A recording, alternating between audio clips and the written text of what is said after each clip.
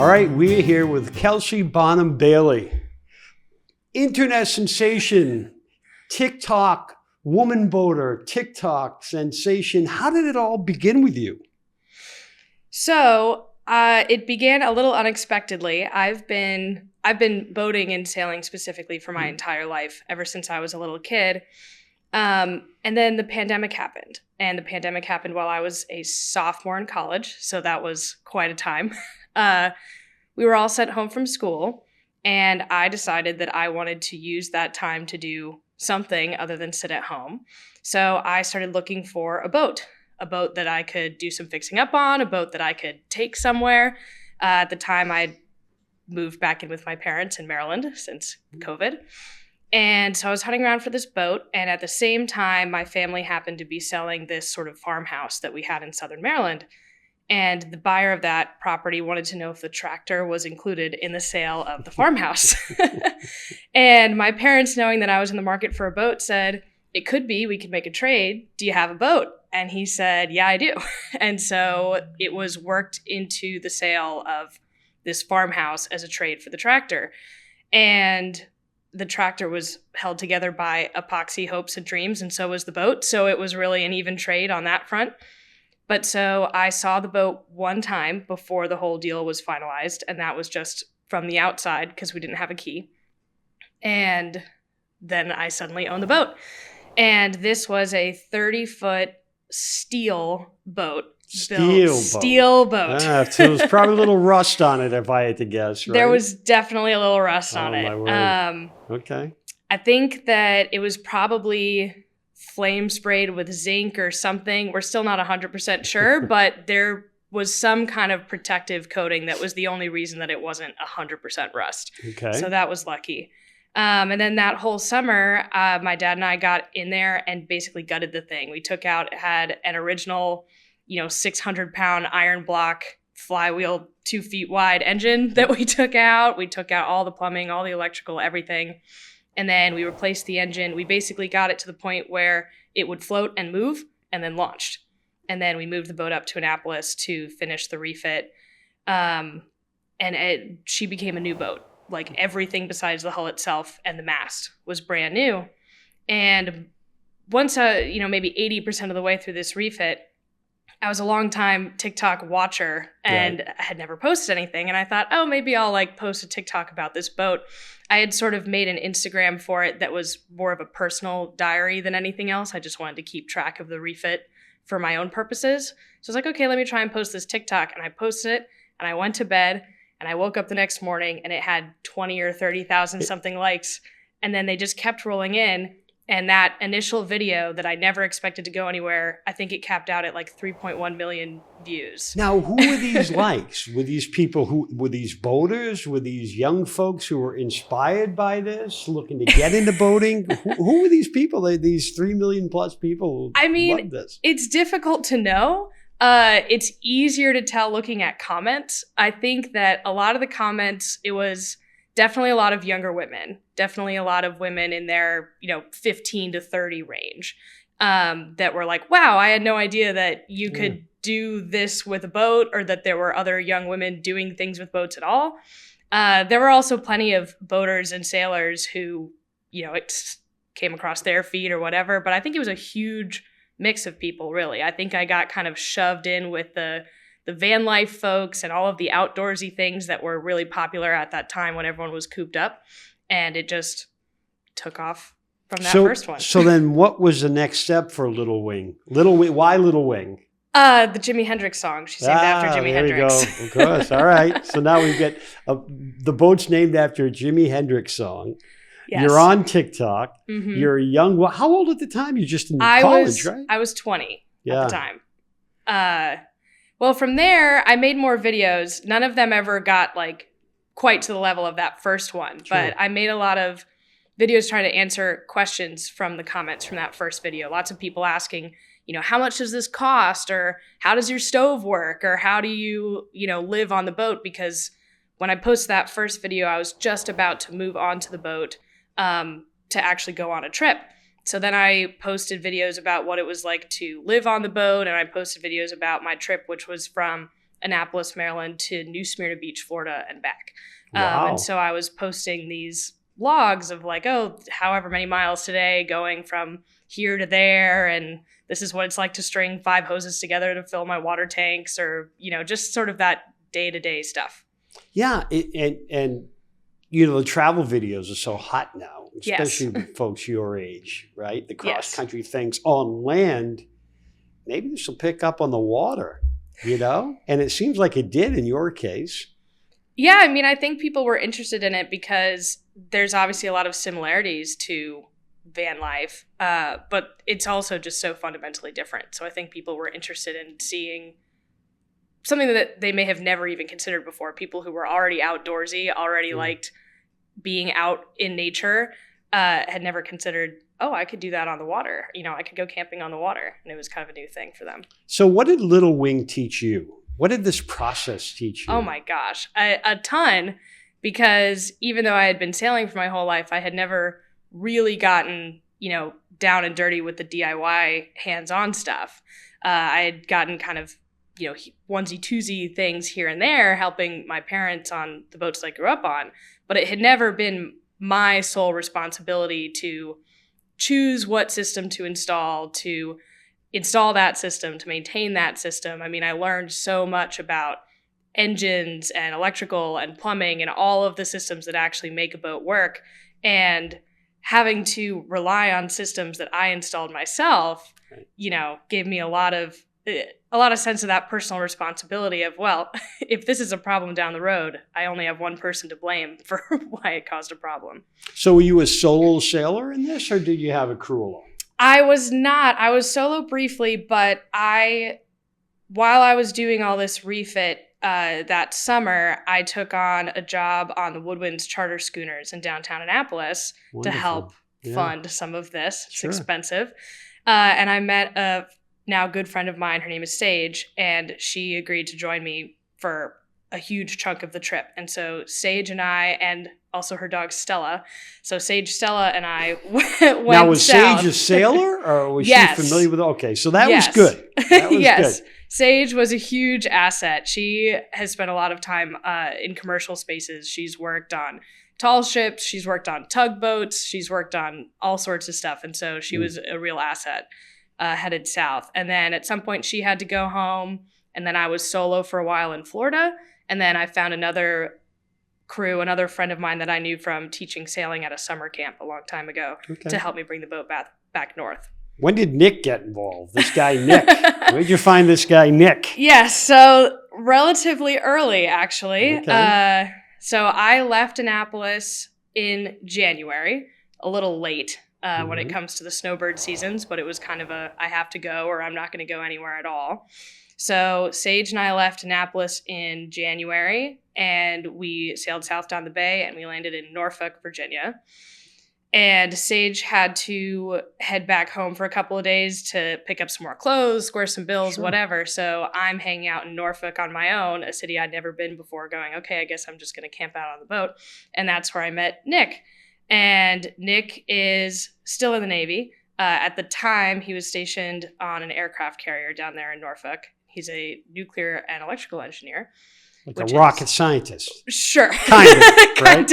Okay. And we met, and he had never sailed before, but he loved being on the water. And, so you meet Nick, this guy, and he's never sailed before. He's never sailed before. Right? And you're like, I live on a boat down at the docks. Right? I can't imagine what that first impression was like. Of course, the boat didn't have a shower on it either. So what kind of student was he? What kind of what? What kind of a student was he? Oh, he was an excellent student. Yeah. So we kept meeting up with each other on the way down the coast whenever he had free time to, drive down to wherever I was at for a weekend. And then when I got back from that trip, I spent that following summer sort of teaching him how to sail on Little Wing. And the nice thing was that he was very clear about what he needed to be a student. He said, okay, I need you to tell me the minimum that I need to know to not hurt myself. And then I need you to let me make mistakes. And I said, got it. Right. So I said, this is how you raise the sail. Let's go. Now, at this point, is he still just a crew member? Oh no. I Okay. mean, we have a much larger and much nicer boat now. We've got a Jeanneau Sun Odyssey 45.2 that we double hand. Okay. And he's definitely much more than just a crew. I'm still the primary driver at this point. Wow, that's something else. Yeah, coming from a guy, right, to have the woman at the helm as a primary driver can get sometimes difficult. We get some looks. There was a time, one of the first times that, actually the first time that he came underway on Little Wing, we were down in Florida and he came and visited for a couple days, and it was his first time on the boat leaving the dock. And we were pulling up to our next dock, and I'm at the helm and he's on the bow holding a line. And the person on the dock looks at him and says, "Wow, that's good on you to let her drive the thing." So that's a little difficult. Coming from a guy's perspective, there's a woman at the helm and you're sort of the first mate, right? You don't see that often. No, and we've definitely gotten some looks at times because it is a less common arrangement. There have been times that we've been pulling into marinas and I'm driving and he's on the bow with a line, and maybe someone doesn't say something, but they're definitely looking at you a little funny. It doesn't bother him though. So well, he's still around. I mean, you moved to another boat, a bigger boat. He's still with his crew. Is he taking the helm anymore now? Or oh yeah, absolutely, all the time. Absolutely, yes. You let him. No, he's a very capable driver, and he's capable at anything on the boat that I ask him to do or that he chooses to do. We've just got to get more docking practice in for both of us on the newer, bigger boat. Yeah. So what happened to that boat? So that is a bit of a saga. So basically, it would have been 2023. Big old steel hull. Yeah, steel hull. What do you do with that, right? It was 2023, and Nick had received orders from the Navy to move to Massachusetts. And so we said, okay, I guess we got to move the boat. And so we set about moving the boat, and we started moving up the coast. And we pulled into Cape May, New Jersey, and we realized that we had a little bit of a leak. And we were like, okay, that's interesting. And we investigated, and we were pretty confident that it was the dripless shaft seal that had leaked before. Okay. Not a big deal. So we kept on our way, and we did an overnight run from Cape May, New Jersey, aimed for New York City. And everything was fine. You know, we were checking on it. Nothing was changing. We were just getting a little bit of water. No big deal. And then at like 11 in the morning, we could see, the Manhattan skyline off in the distance. I had gone down for a nap, and all of a sudden I woke up and there was water just rolling across the floorboards. And I was like, that's not good. Oh no. Right. And so that turned into a really long day where, we were breaking out the big pumps, and we were, staving off the flooding. And we eventually made it into a marina that could haul us out that night, and they hauled us out that night. And there was this compartment it was a really weird compartment that the shaft ran through that was almost entirely inaccessible. It was impossible to see. It was impossible to paint, to maintain it, and it had just rusted out. And so this giant hole had opened up in the bottom of the boat, and we were lucky that we made it in and that we had all the pumps and emergency supplies that we carried. And so then we debated for a while if we wanted to try and repair it. And we did the math, and we always knew that we wanted to get a bigger boat, a more livable boat, a more offshore boat. And we went, we could fix this, or we could make a pretty nice down payment on a boat that is not 50 years old and doesn't have a hole in the bottom. So that's ultimately what we decided to do. So where is she now? She's still in New Jersey. Yeah. Yeah. Looking for her parents. Yeah. Doesn't it feel bad when you do that, whether you have an old boat or an old classic car, when it's time to move on, you almost feel like it's part of the family, Yeah. It was definitely a really tough decision to decide that that was the end of Little Wing's journey. But something that made at least me feel a little better about it is that when I originally found her and restored her, she hadn't gone anywhere in 20 years in the first place. So this might be the end now, but I know that she went further than she ever would have if I hadn't found her in the first place. So you brought a lot to Little Wing. What did Little Wing bring to you? I mean, well, it's hard to even distill that at this point. Well, there's Nick. Yeah, there's my now husband. There is. I think the other thing is a career in boating, because before Little Wing, sailing, boating, it was this excellent hobby. It was occasionally an excellent part-time job, working on day charter boats and whatever, but I had never really considered it as something that I wanted to do as a full-time career. And then I started posting on social media, and I started writing for a local magazine. And I was like, maybe I could pursue this full time. This would be a really interesting thing to do with my life. And so I don't think I would have actually considered pursuing that if not for that trip. So BoatUS found you? Is that the way it worked? I found BoatUS. Just through luck. I saw this posting for an editorial assistant position, just happened upon it. And I read the description and I went, that's me. That's perfect. They're looking for someone who is a boater and also a writer. There's not a lot of people that overlap those two things. And you're the youngest editor at BoatUS, correct? Apparently. Yeah. I think you were how old were you when you started? I would have been 23. Yeah. So pretty young to be on a national magazine. Absolutely. I guess so. So to that, let's talk. A lot of your writings seem to skew towards younger folks in boating. So let's talk about that. What's it going to take to get that next generation of boaters on boats and experience in boating? I think what you have done with your journeys is a good start to get people to think about, we can do the van life thing on land, but why not do it on a boat, right? And she did it, so why can't I?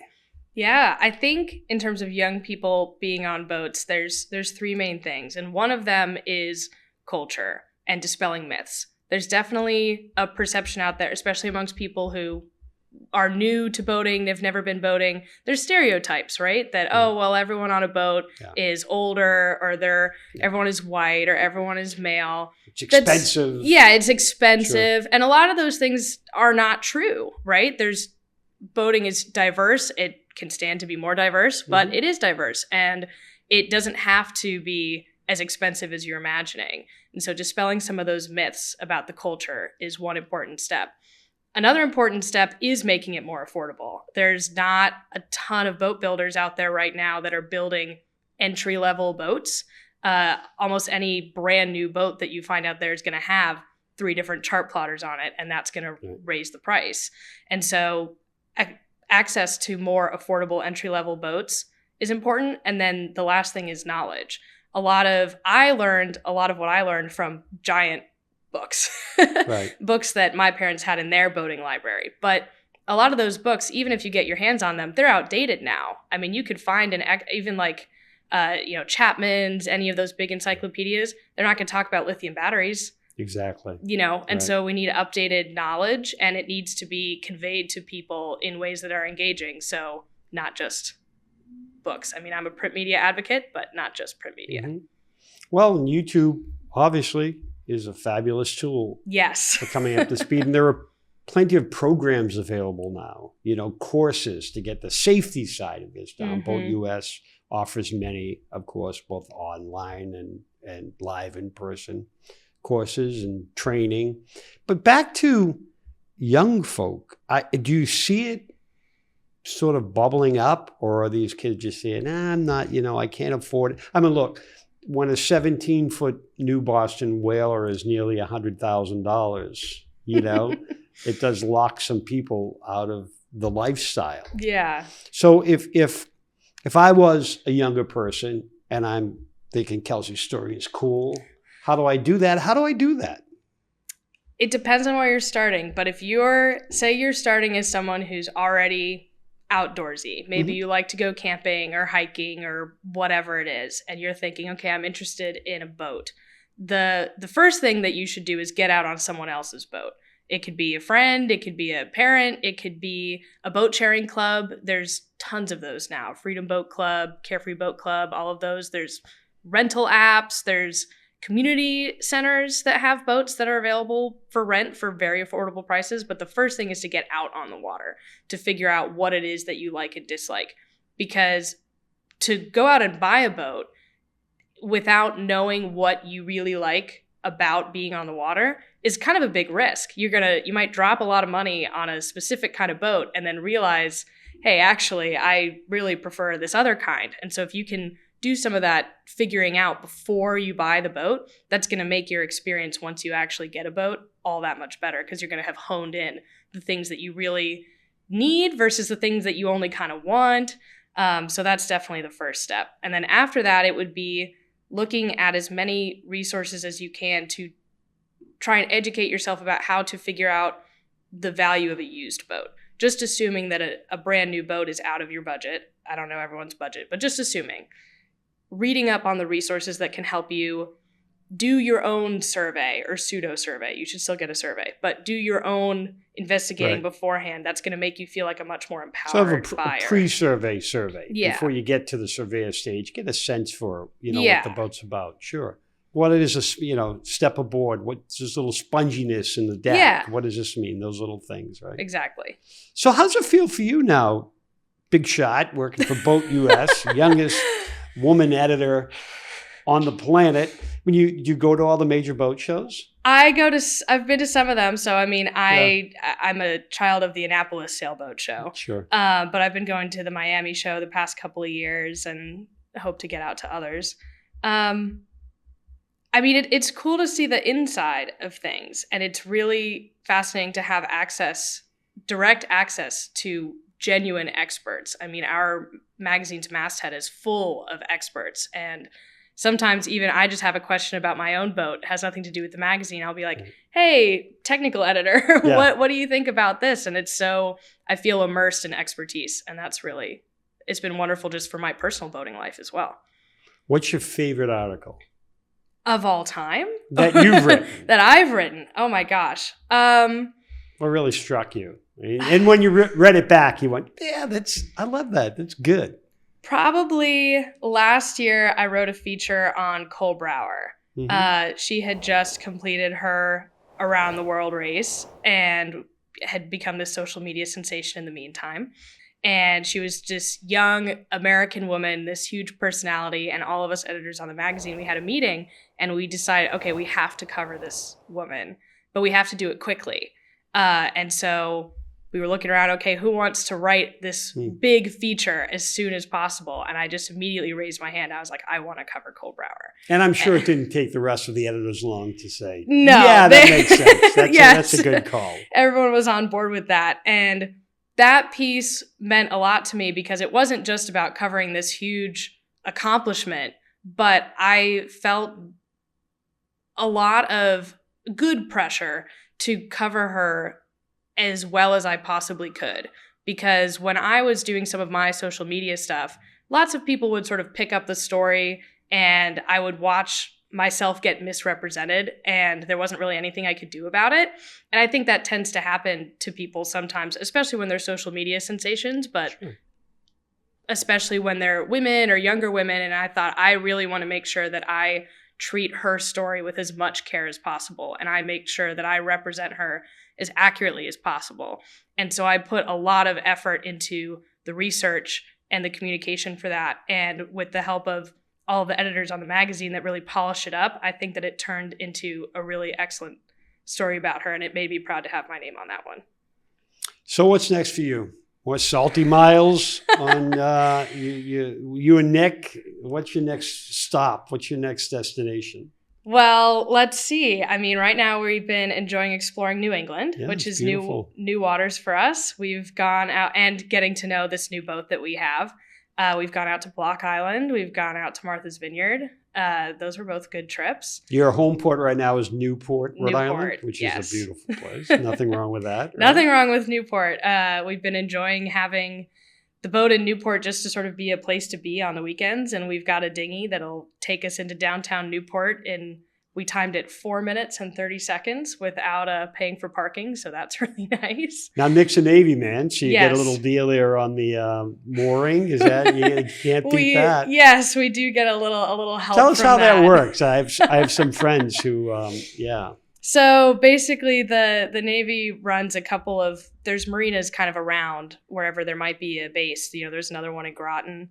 But it's a Navy-owned marina at the Naval Station Newport, and you get access to it if you or member of your family is active duty or a veteran or whatever, and they give precedence to active duty over veterans or dependents. And so we had to apply for a spot just like everyone else, and we still have to pay for it and everything. But it is definitely a lot cheaper than the standard Newport mooring ball. Let's shout out to that young woman who wants to take the same trip that you took. What would you say to her? Do it. I would say do it. I would say do it. And I would say that you should assume that things will go wrong and that that's part of the fun. I say that all the time, by the way, to friends in boating. I say, look, if you don't consider the maintenance, unless you can write the big check. Look, some people can just write the big check. If you don't consider it all a part of the boating experience, then don't get into boating, because it's just part of it. You could lose a couple of weeks in prime boating season because of maintenance issues or whatever. Just enjoy it. It's part of it. Yeah, one of the best things I learned about the entire Little Wing experience was how to find humor in ridiculous things breaking. I find it funny now. I mean, I might still be annoyed, but I'm how annoyed funny was and that laughing. water on the deck that you woke up That to? was less funny. That was a little less funny. Okay.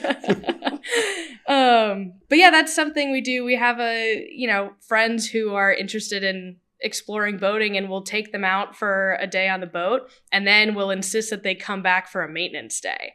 And that's usually the big check for people. And sometimes, friends that we have come do maintenance with us, they'll leave that day and go, I'm even more excited to think about buying a boat. And some people will say, you know what, that's not for me, but I think I will rent some boats sometimes. And that's great. Whatever avenue you need, as long as you know what you want. And as we all know, once you get the bug, you get the bug. Yes. You're going to want to be out there. You're going to rent more. You're going to find it. You can find a way to buy a boat and be on the water. That's for sure. Yeah. So, BoatUS Magazine, of course, right? Best way to get this is to do what everyone should do if you're a boater, which is get a membership. You get your towboat membership. It's, the cost of drinks and a meal at the marina bar. It's the best deal on the planet. How else can I get the magazine? Well, you can get the magazine even without a towing membership. So the towing membership is, depending on which package you get, $100, $200 a year, which is still an excellent deal for a towing membership. But even if you don't want the towing membership, you can become a basic member, which is $25 a year, which is, that's how much you might pay for just a magazine on a yearly basis. Right. But the basic BoatUS membership will give you the magazine. It'll also give you discounts on boat graphics at marinas, at fuel docks with partner brands. It will give you, it'll support our government advocacy. We have a dedicated government affairs team. We're focused on making sure that the water is clean and that the water is accessible. And it supports the BoatUS Foundation, which does amazing work. Yes. Well. And they are focused on also clean water, but also safety. And they do a lot of studies, product testing, things like flares and inflatable life jackets, and all of that really rigorous information that it's important that people know. Kelsey, you do wonderful work. Keep it up, and maybe we'll see you out there on the water. Now that you're banging around New England, this is where we are. We'll catch you. And then the next port will be who knows where. Yeah, we'll find out. Great. Thanks.